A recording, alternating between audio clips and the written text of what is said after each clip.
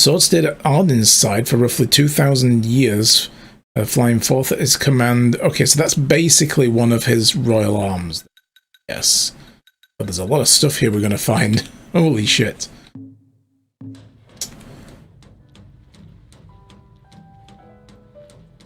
Anything else? What's down here? Hello? Knock knock? No? Alright then. Apparently not.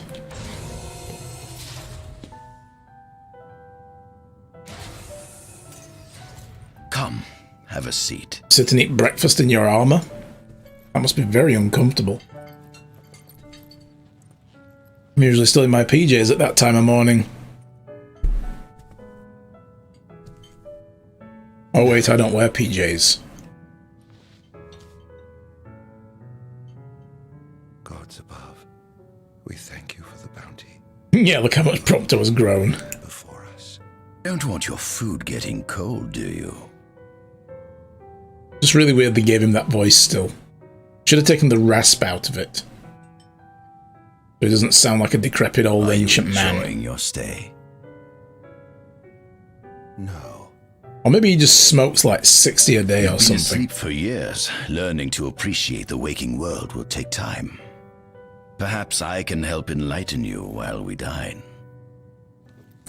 I mean, that's a good place to keep the cutlery at least attached to your arm. You know, all those bread knives. Okay, tell me about time. All of it. Explain it to me. How long has it been since you brought me here? 204 days. Roughly 7 months or so. Wow. Then again, the Lucians had you locked away in that prison for nearly 2 millennia. I'd be more surprised if you hadn't lost all concept of time. You must loathe those Lucians for what they did to you.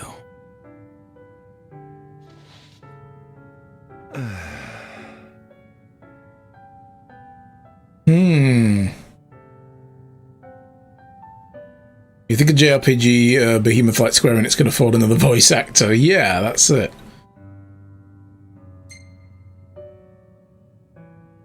What is this food? Meat, cloned in this facility. Cloned? We cultivated somatic cells, used them as donors to fuse the nucleus transplant cells to the recipient oocytes, and then we... Enough. I've no ear for the ramblings of a lunatic. You're talking to a man from 2,000 years ago and you're explaining shit like that to him. He's like, what? Sam! Hello! Was your examination of me a fruitful one? Oh yes, you've proven far more fascinating than expected. No wonder they kept you locked away. To think the powers of a demon could dwell within the heart of a man, it's incredible. The Star Scourge doesn't sap your life force, it gives you more. Your cells can regenerate themselves, and you can demonify other life forms as well. There's no doubt you are... monster. Not a monster, a marvel.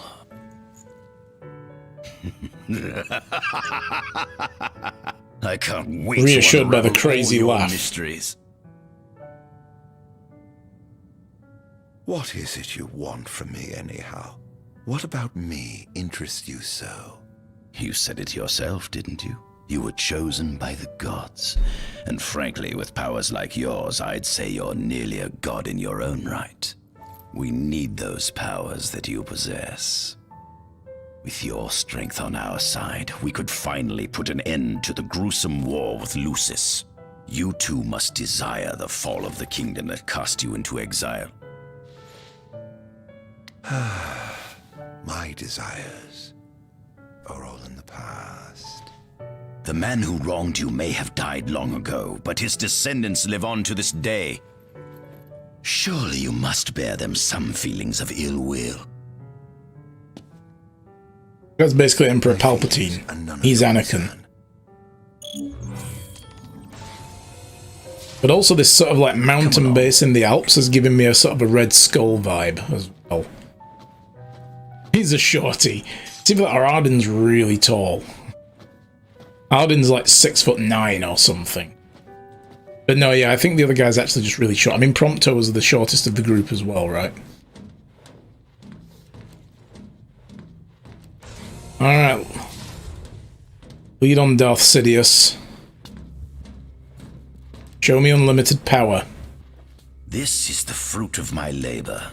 A small portion of it, that is. Built a war room. Lovely. I envy you. A human life is too short to truly understand all there is to know about the world. Go on. Hang on. Have a look. Explore the facility. Do watch your step, won't you? Well, I want to get all the loot first. Okay, let's see this one. What is this thing? Oh, it's the... Oh, yeah. Yeah, this guy. Demons were first officially recognized as a new species roughly 200 years ago. According to ancient texts, however, humans have suffered from a parasitic plague wrought by the demons for upward of 2 millennia. Demonification is caused by a mutant strain of plasmodia that takes root in living creatures and changes their cellular structures. Infected creatures begin to disperse miasmal particles, the spread of which is known as the Star Scourge. Oh, okay, we were worrying about that like 2 streams ago, I think, talking about the nature of demons and what they are, where they come from. They're people. Even if he's a shorty, Prompto is my hubby. Aww. This model is a replica made from plaster poured into a demon-shaped cavity discovered deep underground. Demons sublimate when their vital functions cease, so this particular specimen must have vaporized after the mud around it had already solidified. Scientists believe this subject burrowed into the earth in order to shield itself from the light of the sun. Interesting. So they must go somewhere and then come back again. If they can come into this realm, they can leave it. Interesting. So what were in these journals that we just looked at? The missing 2. Made a discovery both startling and astounding. The monster known as Ardyn is none other than Ardyn Lucius Kylum, older brother of the founder king of Lucius. Words cannot describe the sense of elation that enveloped me, knowing that I was able to converse with a creature who has lived for hundreds of years. Shy, good morning, sweetheart. Oh, and there it is. It's in the chat, guys, the poll. If anybody wants to vote on our next game, we're going to be declaring the winner of that poll at the end of this stream. And that's the game that I'm going to be playing after Final Fantasy. So if you want to have a say in that, go right ahead and pick one of those options. And the Holy Bow is joining us with a sub. 4 months? Holy cow. Wow, I didn't know you've been with me 4 months now. That's awesome. Thank you very much. The months just fly by and many more to come. Great. Always good having you around. Thank you for that resub. Okay, where were we? Hundreds of years, yep. His powers do not cease to amaze. Not only can he absorb the demonic miasma into his body, but he can pass the plague on to others as well. Ah, he also claims to have gained a glimpse into their psyche when doing so, revealing their memories, so to speak. If this is true, then it would seem this man has been blessed with both eternal life and unlimited wisdom. He's practically a god in his own right. Interesting. The team we dispatched to Tel Parkrag has returned with fascinating reports. Their landing craft came under assault by a flying dragon as soon as they entered the valley. Hearing their story, I couldn't help but recall a passage I once read about in the legendary Blade Master, which is the Gladio chapter, which stated he guarded the founder king with his glaive in hand and his dragon at his side. We never saw a dragon. This would mean that the creature they encountered has been guarding that gorge for nearly 2 millennia. If one of these Lucian legends has proven true, then perhaps the kingdom's fairy tales are more than mere rumour after all. Even the whispers about the Undying, which is Ardyn.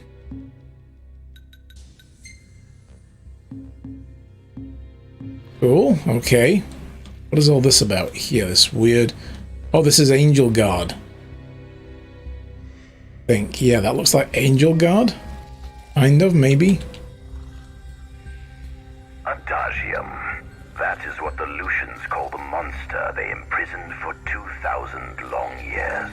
His powers surpass those of any mortal, and his body is all but impervious to attack. It's no wonder the Founder King sealed him away on the Isle of Angel Guard. He undoubtedly feared this monster might challenge his reign. Well, yeah, because he was dating the Oracle, which generally means that you're the king at that point, and... It seems fortune smiles upon me. Though the Lucians kept him locked away for it's his throne. 2,000 years, I've managed to secure Adagium for myself. The raging winds and stormy seas may have cast all others away, but the waves parted for me that day and led the way. While I've yet to conduct official research, the potential he proved in combat was most promising.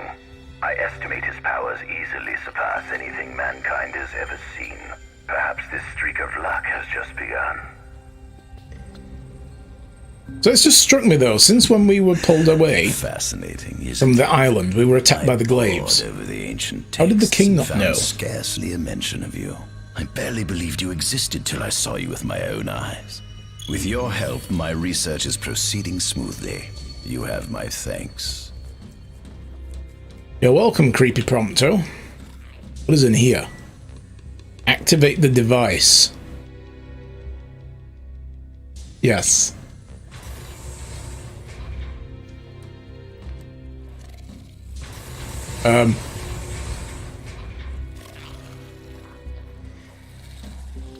Given the demon's aversion to light, they typically stick to the shadows until the sun fades and the night falls.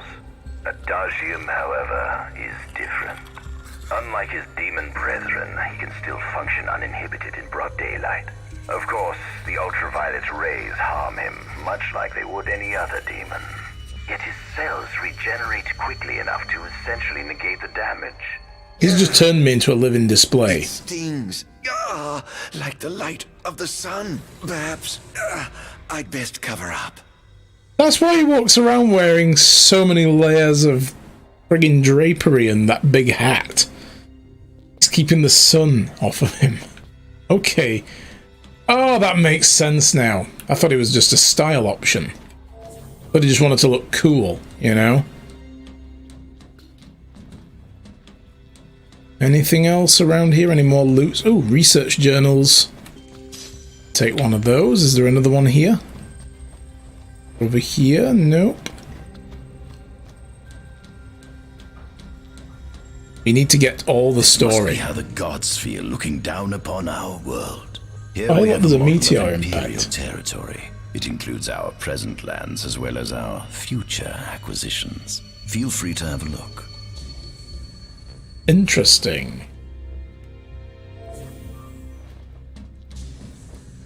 What's in the other archive? Got that one, right? Lucian soldiers' resilience or reliance on their monarch's magic is nothing new, nor do I expect the armed forces to switch up their strategy in the near future. It thus stands to reason that we ought to devise a plan to inhibit their abilities by whatever means necessary. Well, they came up with one eventually, because that was what was stopping us in the main story from conjuring weapons. It was the device in the throne room. I've given much thought to the idea of suppressing the Lucian's magic, and while it will be some time before we have a working prototype, I believe we should have a fully functioning jamming device added to our Magitech arsenal before long. Further combat data would certainly help speed along the development process, especially data related to the Divines. What a thrill it would be to take down a god using the form of one of their helpers. Ooh. Interesting. Alright, so back to the model city that he made. What is this? So where would all these places be, I wonder? That's Altisha, I believe, right there. And that must be part of the Lucian kingdom. Mostly just the southern part of that area is where the game takes place, I guess. What's in the mountains to the north? No idea. probably more kingdoms that Niflheim invaded, and this is Niflheim, I think. Never even heard of the crater. They love their craters in Final Fantasy games, don't they? There's always a crater of some kind. This is our world? It has been estimated that Eos came into existence some 4.5 billion years ago. Okay. Ancient myths tell tales of 6 protector gods who first alighted upon Eos in the ancient Solheim era.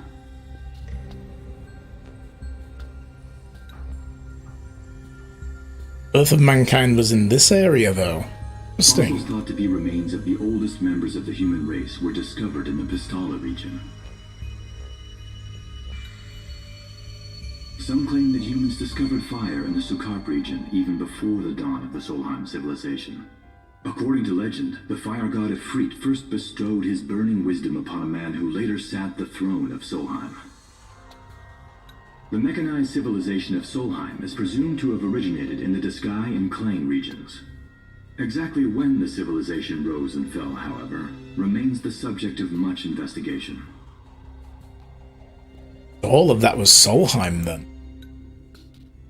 The enormous crevasse separating the regions of Klain and Duskai is known as Telpar Crag. It is here that the War of the Astrals is said to have taken place.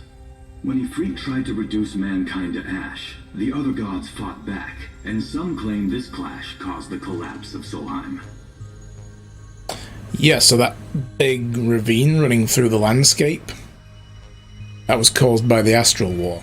It is said that Ifrit, having lost the War of the Astrals, was interred atop the Rock of Ravito. Oh, so he was actually imprisoned there. So Izunia must have let him out after everything went to shit. After the war, the ice goddess Shiva allegedly sank into a deep slumber, nestled in the Goravas rift of Volúp. To this day, no one knows what became of the blade god, Bahamut. Well, he's inside the crystal. The earth god Titan can be seen supporting the meteor at the heart of the disk of Kothis in Duskai. As for the storm god Rama, legend has it he sealed himself away within Fosha Hollow in Duskai. Well, we got him out. The sea goddess Leviathan disappeared in the wake of the war. Some say she swam below the waves and slumbers beneath the city of Altisha.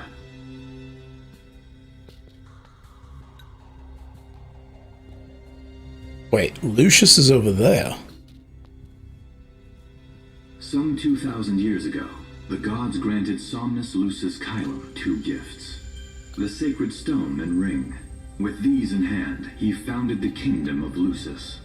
In the centuries since, Lucis has managed to expand its territory while struggling to suppress a parasitic plague. As of ME 722, Mor's Lucis Caelum sits the throne as the 112th monarch of his line. Regis Lucis Caelum is King Mor's firstborn son, and first in line to succeed his father.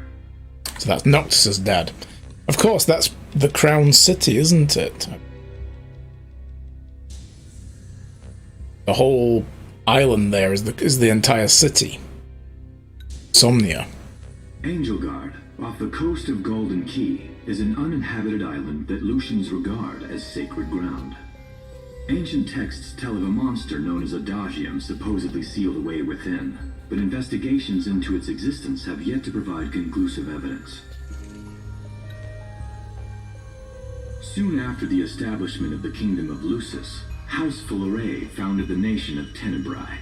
The Empire began its occupation of Tenebrae in ME 359, a move that was initially met with much apprehension.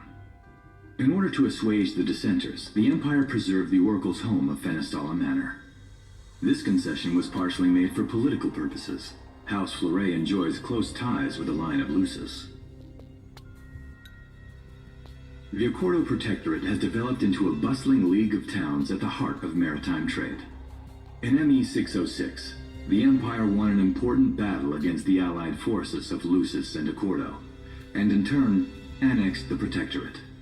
The country is steeped in traditions and cultures that are incompatible with imperial rule, so the Empire has permitted it a measure of relative political autonomy.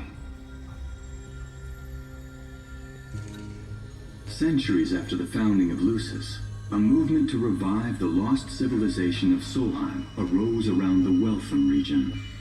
Leading the charge was House Aldercat, whose brave deeds brought about the rise of the Niflheim Empire. The Empire built upon Solheim's magic technology and employed it for military use. This new firepower helped the Empire fell its foes, taking Tenebrae in ME 359 and Accordo in ME 606. As of ME 722, under the direction of Emperor Aedalus Aldercat, the Empire is developing new arms fusing magitech with demons. So the crater is actually the center of the Niflheim Empire by the look of it. Vestiges of the ancient Solheim civilization can still be seen in the ruins of Piteous and Steeleth Grove. Several ancient structures also dot the forest of the Fall Grove that encircles Castlemark Tower. Excavation of these various sites is currently underway. Those are the dungeons that we enjoyed so much. Yeah. This is where they discovered demons. 501, during an expedition in the Ulwat region, the Imperial Army discovered a new species known as demons. Huh. Interesting. Wow. Well, all that is kind of as I understand it from the game and the movie, so they did kind of a good job there then at the very least of conveying that during the course of the game.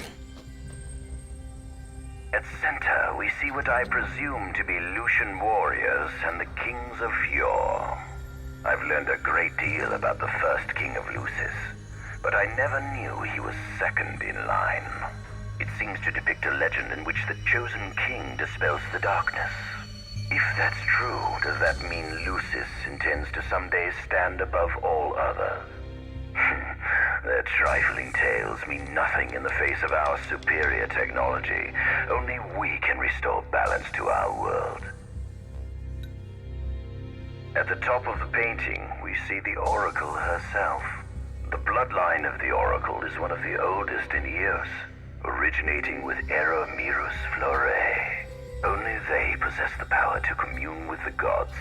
This painting depicts the Oracle as some goddess of light herself. She'd doubtless prove a powerful ally if she could be persuaded. On the sides of the frame, we see the Hexathian. Conspicuously absent is the traitorous god of fire who started the Great War of old.